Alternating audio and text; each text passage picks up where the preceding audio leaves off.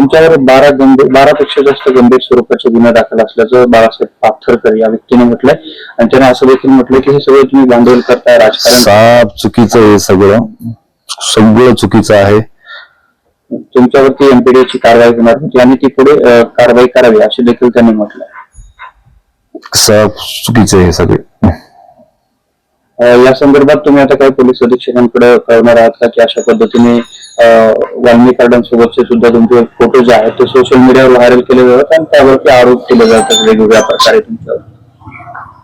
बोलणं काल प्रशासनाला दिले ना, त्या आंदोलनाच्या पत्रामध्ये दिले, निवेदन दिले ना, त्याच्यामध्ये सगळी पुरेपूर माहिती दिली आहे मी. त्याच्यावर तात्काळ कारवाई करतो म्हणून त्यांनी आश्वासन दिलंय. जे वाल्मिक कार्डांसोबतचे तुमचे फोटो आहेत किंवा जे काही तुमच्या संदर्भातले FIR व्हायरल होतात त्यावरती तुम्हाला काही तुमची बाजू मांडायची किंवा काही स्पष्टीकरण द्यायचं? नाही, त्याच्यावर काही स्पष्टीकरण द्यायचं नाही.